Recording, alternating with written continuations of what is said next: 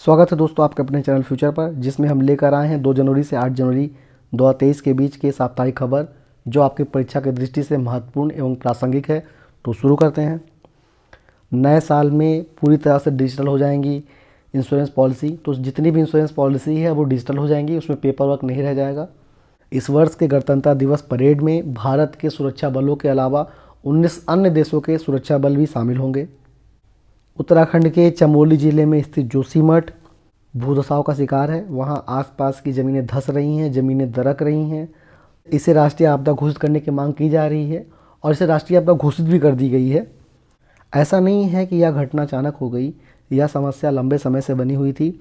इस पर 1976 में यानी आज से 47 साल पहले मिश्रा कमेटी का गठन हुआ था, जिसने रिपोर्ट दिया था कि यहाँ पे ऐसा कोई कार्य ना किया जाए और पानी निकलने के साधन किए जाएं, ड्रेनेज सिस्टम बनाया जाए प्रॉपर। इस आपदा के वास्तविक कारण की खोज अभी भी हो रही है, लेकिन अभी ऐसा माना जा रहा है कि इस आपदा का कारण मिट्टी का ढीलापन है, क्योंकि यह स्थान पहले से ही एक ढलान पर या स्लोप पर स्थित है, जिससे इस समस्या को बल मिला। देखिए 2023 मोटे अनाजों का वर्ष मनाया जा रहा है।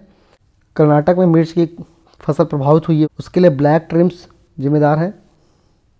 एग्री बायोटेक का मतलब है जब एग्रीकल्चर में बायोटेक्नोलॉजी का प्रयोग किया जाता है, और माना जा रहा है कि इस क्षेत्र में इन्वेस्टमेंट करने से भारतीय कृषकों की स्थिति में सुधार होगा, उत्पादन में वृद्धि होगी।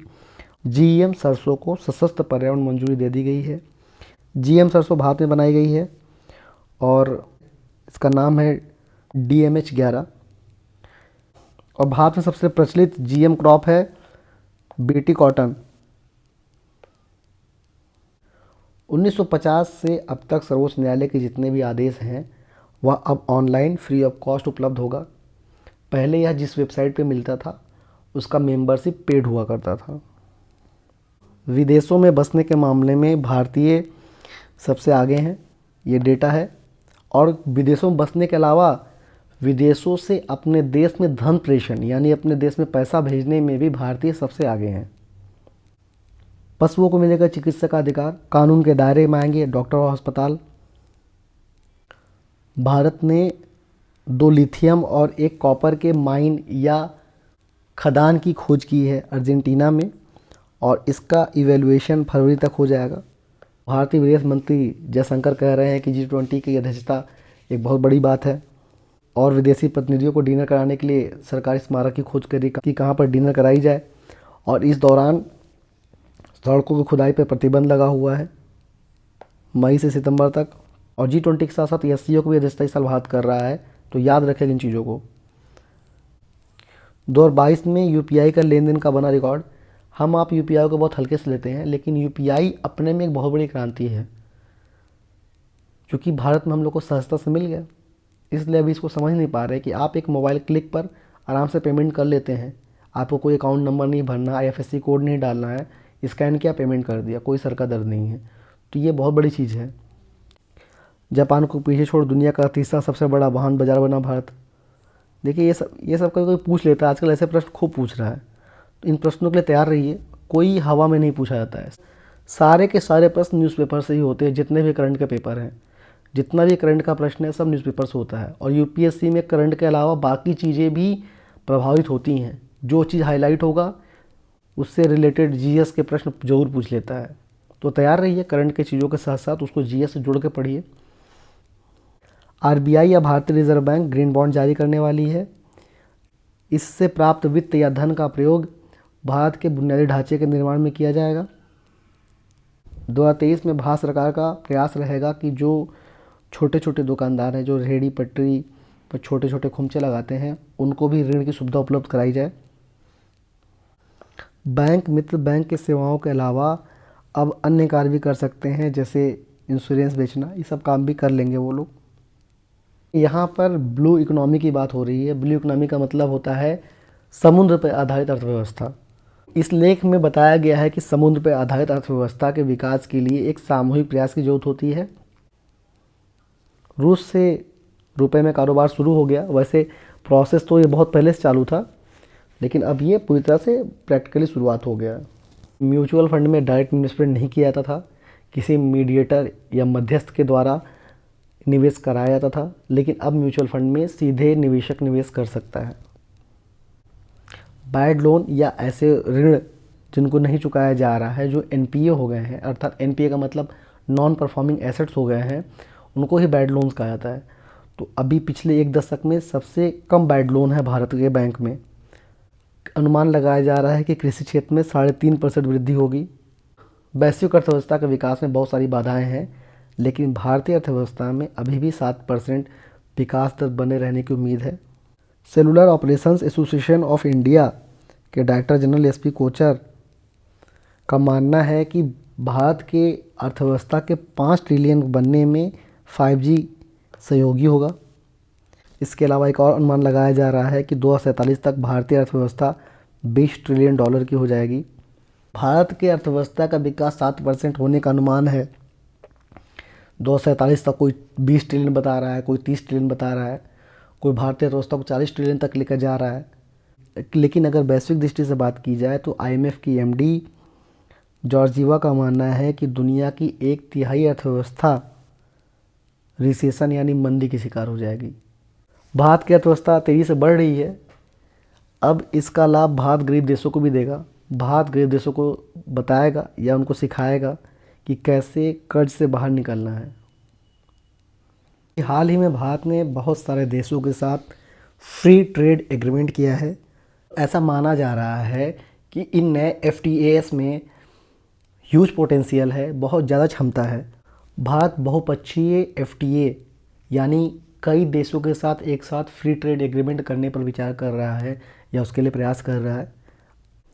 मरकरी एक सुपर कंडक्टर है। ये वैसे इसका ज्ञान 1911 में ही हो गया था, लेकिन अभी फ़िलहाल ये चर्चा का विषय बना हुआ है। 108वां साइंस कांग्रेस का आयोजन किया गया नागपुर में। तिथि 3 से 7 जनवरी 2023। स्थान है राष्ट्र संत तुकोजी महाराज, नागपुर यूनिवर्सिटी। यहाँ से प्रश्न अक्सर पूछ ही लेता है। 108वां था और कहाँ पे हुआ है और थीम क्या था इसका, science and technology for sustainable development with women empowerment. Adani group भी 5G नेटवर्क लॉन्च करने वाला है।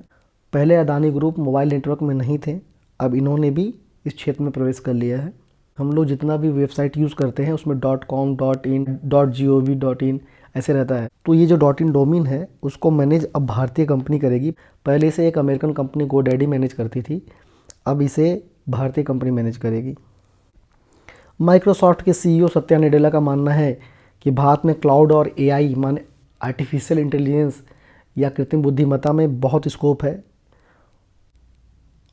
भारत के डिजिटल यात्रा या डिजिटल होने की दिशा में जो प्रयास है उसमें क्लाउड टेक्नोलॉजी बहुत महत्वपूर्ण भूमिका निभाएगी, ऐसा मानना है सत्या नडेला का, जो माइक्रोसॉफ्ट के CEO हैं। डेटा गोपनीयता या डेटा प्राइवेसी से संबंधित नौकरियां बढ़ रही हैं। AI क्या है और AI के क्या क्या टूल्स हैं, AI माने आर्टिफिशियल इंटेलिजेंस और उनसे क्या क्या किया जा सकता है, इस पर ये लेख है। The danger of deep fakes. Deep fake का सीधा सीधा मतलब समझिए कि कंप्यूटर पर ऐसे ही कोई फर्जी चेहरा बना देना और फर्जी आवाज़ बना देना, मतलब इस चेहरे और आवाज़ का वास्तविक दुनिया से कोई संबंध ना हो। अब ये फर्जी चेहरा उस फर्जी आवाज़ के साथ कोई गलत सूचना या अफवाह फैला रहा है तो उससे कई सारी समस्याएं उत्पन्न हो सकती है। उदाहरण के स्वरूप मानिए कि कोई व्यक्ति अपने धर्म विशेष के लिए कह रहा है कि यहाँ पर हमारे धर्म का शोषण हो रहा है या इनकी हत्याएँ की जा रही हैं, तो इससे पूरी दुनिया में या पूरे देश में कानूनी बाधाएं या कानूनी समस्याएं उत्पन्न हो जाएंगी। तो इस क्षेत्र में चाइना ने बड़ा काम किया है। अगले वर्ष यानी 2024 में भारत अपना गगनयान लॉन्च करेगा। गगनयान भारत का पहला मानव सहित मिशन है जिसमें भारत अपने अंतरिक्ष यात्रियों को, जिसको या वेमनॉट्स कह रहा है, को अंतरिक्ष में भेजेगा। और 2023 में भारत सूर्य के चारों तरफ परिक्रमा लगाने के लिए एक सैटेलाइट भेजेगा, आदित्य।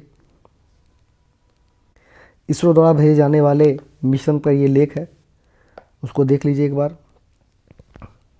गगनयान, चंद्रयान 3, निसार, क्योंकि ये हम प्रासंगिक है, प्रश्न आएंगे ही आएंगे, प्री में भी आएगा, मेंस में भी आएगा, तो जिसका प्री हो चाहे मेंस उसको जरूर देख ले।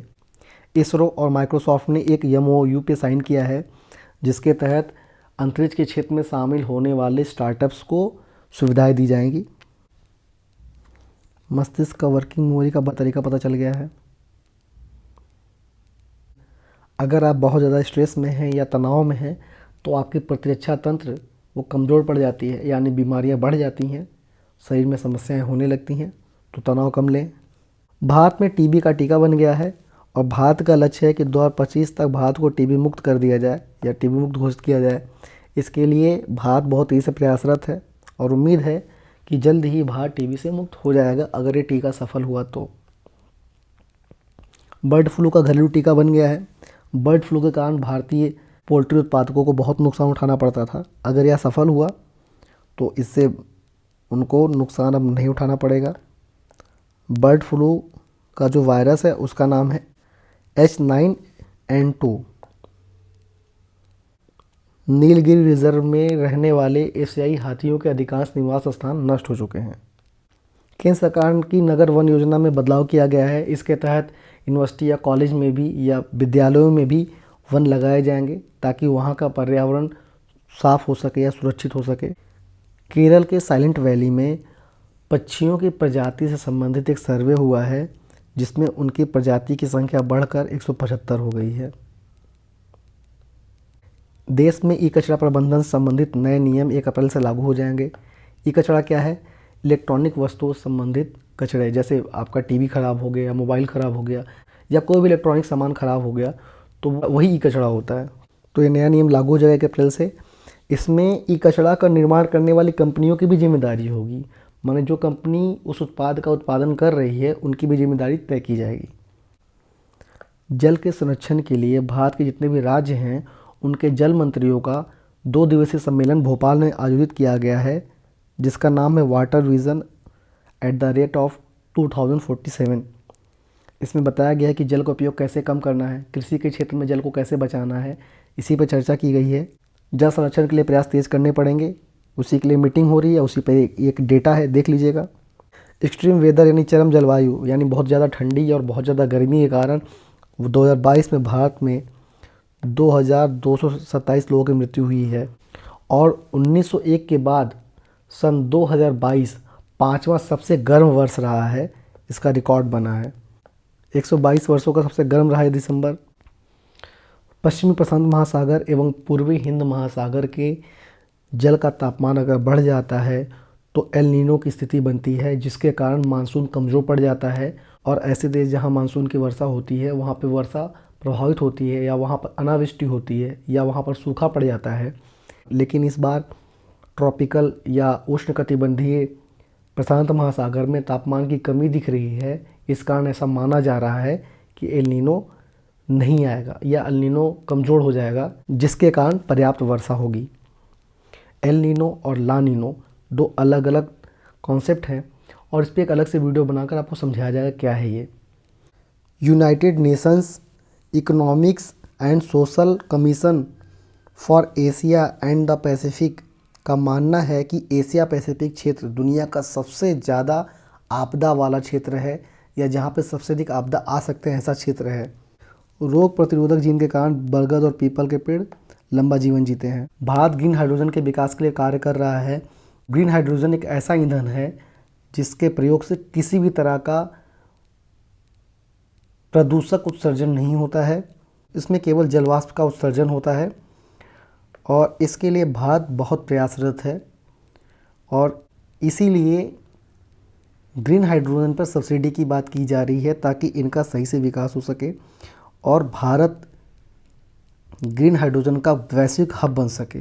ग्रीन हाइड्रोजन में भारत की क्या भूमिका है और अभी तक क्या क्या प्रयास किए गए हैं ये देख लीजिए। हाइड्रोजन और ग्रीन हाइड्रोजन या हरित हाइड्रोजन में सिर्फ इतना फ़र्क होता है कि हरित हाइड्रोजन के उत्पादन में किसी भी तरह का प्रदूषण का उत्सर्जन नहीं होता है जबकि हाइड्रोजन के उत्पादन में प्रदूषण का उत्सर्जन होता है। केंद्र सरकार ने हरित हाइड्रोजन मिशन चालू किया है जिसके लिए 19,500 करोड़ रुपए की मंजूरी कर दी है। ग्रीन हाइड्रोजन के लिए प्रोडक्शन लिंक्ड इंसेंटिव भी दिया जा रहा है ताकि इस क्षेत्र में तेज़ी से विकास हो सके।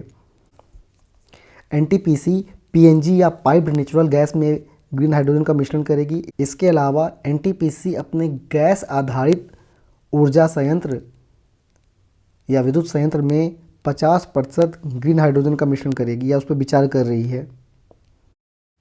जब हाइड्रोजन ईंधन का उत्पादन होगा तो उसका प्रयोग भी होगा। इसको ध्यान में रखते हुए इस वर्ष के अंत में यानी दिसंबर 2023 तक भारत में हाइड्रोजन ट्रेनें चलेंगी। हाइड्रोजन ट्रेन उनको कहते हैं जिसमें ईंधन के रूप में हाइड्रोजन का प्रयोग किया जाता है। दुनिया का पहला हाइड्रोजन आधारित यात्री ट्रेन जर्मनी के कोराडिया लिंट में चलाया गया था। जर्मनी के बाद चीन और फ्रांस में भी हाइड्रोजन ट्रेनें चल रही हैं और भारत दुनिया का चौथा देश होगा जहां पर हाइड्रोजन ट्रेनें चलेंगी। इसका लाभ क्या होगा कि पर्यावरण में प्रदूषण कम होगा और भारत को अपने नेट जीरो के लक्ष्य को हासिल करने में सहायता मिलेगी। इस समय ग्रीन हाइड्रोजन की कीमत को कम रखना सबसे बड़ी चुनौती है, क्योंकि अगर उसका प्रयोग करते भी हैं और कीमत ज़्यादा होती है तो उसका उपयोग कम हो पाएगा या उसका प्रयोग कम हो पाएगा। तो उसकी सबसे बड़ी चुनौती ये है कि कैसे ग्रीन हाइड्रोजन की कीमत को कम रखा जाए और इस चुनौती का कैसे निदान किया जाए, उसके लिए भारत सरकार लगातार प्रयासरत है।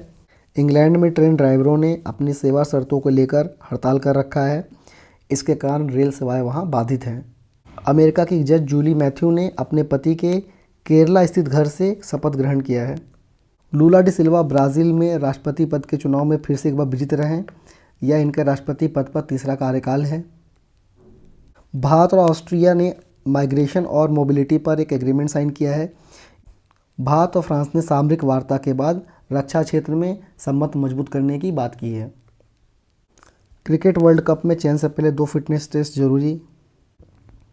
क्रिएट इन इंडिया की राह पर भारत का मतलब ये है कि जितने भी डिजिटल गेम या ऑनलाइन गेम हैं उनका निर्माण भारत में किया जाए ताकि भारतीयों को भी उससे लाभ हो।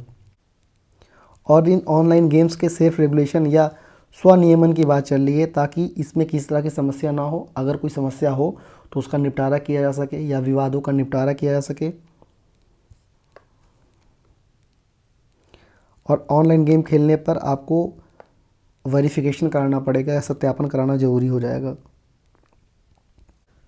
द हिंदू में एक लेख है कि कैसे न्यूज़पेपर सिविल सेवा की तैयारी के लिए उपयोगी है। इसको ज़रूर देख लीजिए। तो लाइक करिए, शेयर करिए और सब्सक्राइब करिए और बेल आइकन दबाना बिल्कुल ना भूलिए। अगर आपको इससे कुछ वैल्यू मिलता है तो ज़्यादा से ज़्यादा शेयर करिए। आज के लिए बस इतना ही। धन्यवाद।